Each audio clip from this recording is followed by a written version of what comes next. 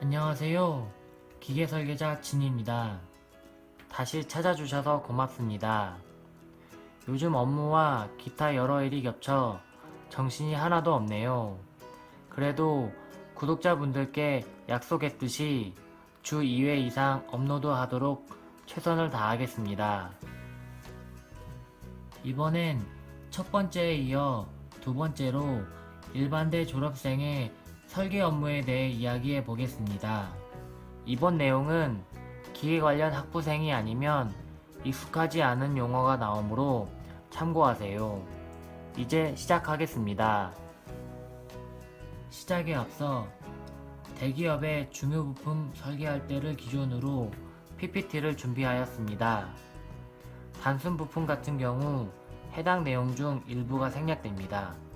그리고 중소기업의 경우 3D 프로그램보다는 2D 오토캐드를 사용하는 경우가 많으므로 참고하세요.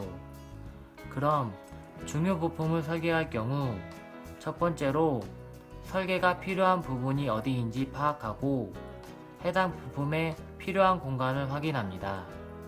만약 주변 부품이 동작 부위라면 동작 거리, 동작 범위 등을 확인하여 간섭이 되지 않는 공간을 정확히 확인합니다.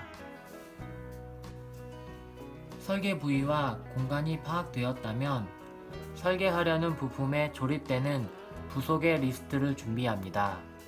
이는 무척 중요합니다.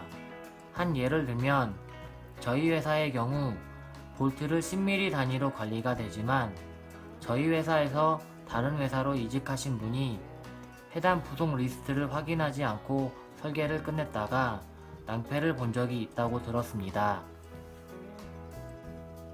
왜냐하면 이직한 회사는 볼트를 20mm 단위로 관리하기 때문에 10mm 단위로 설계한 부품을 사내에서 조립할 수가 없었다고 하더군요.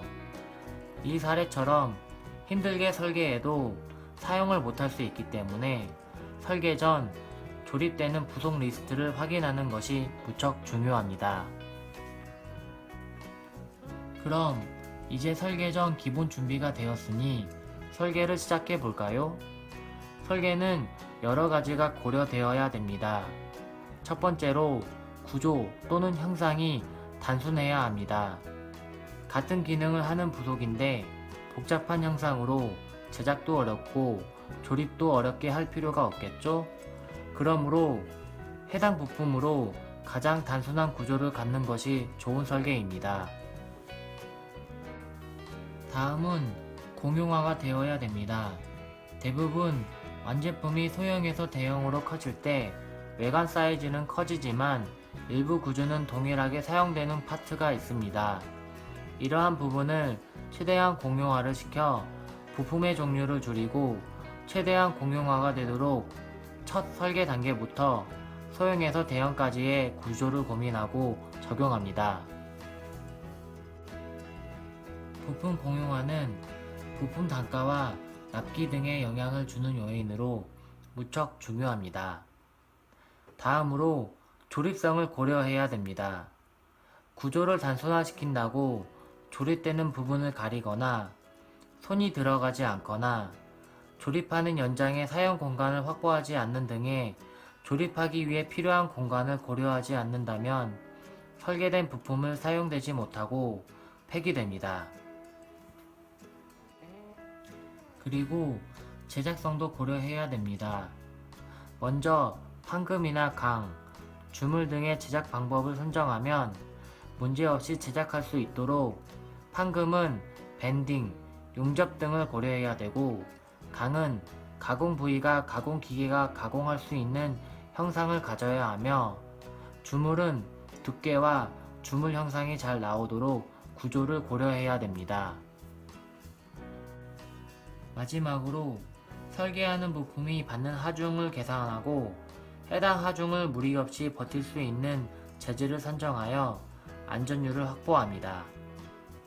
이같이 설계 시 고려해야 되는 항목을 설명드렸지만 많이 배워야 하며 경험도 많이 필요합니다.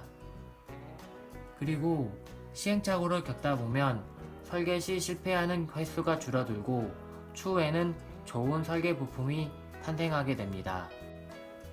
다음으로 설계 이유에 대해 이야기해 보겠습니다. 자신이 설계한 부품이 문제가 없는지 검토를 해야 됩니다.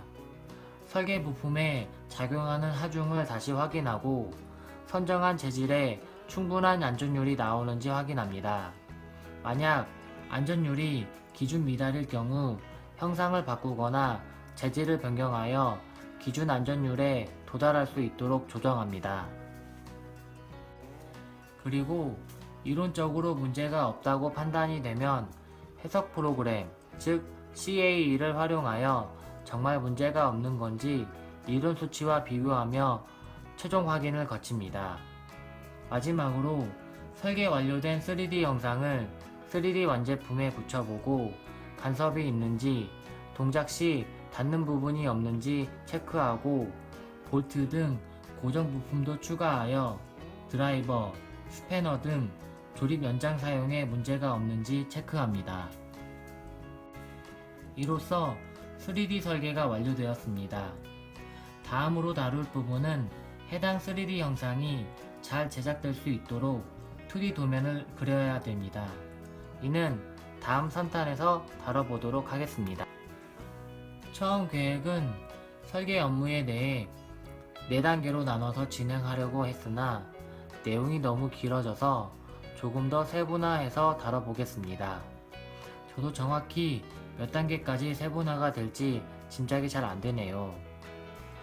최대한 많은 내용이 담겨질 수 있도록 최선을 다하겠습니다. 이번에 다룬 3D 설계는 업체마다 다를 수 있으며 해당 내용이 도움이 되었으면 좋겠습니다.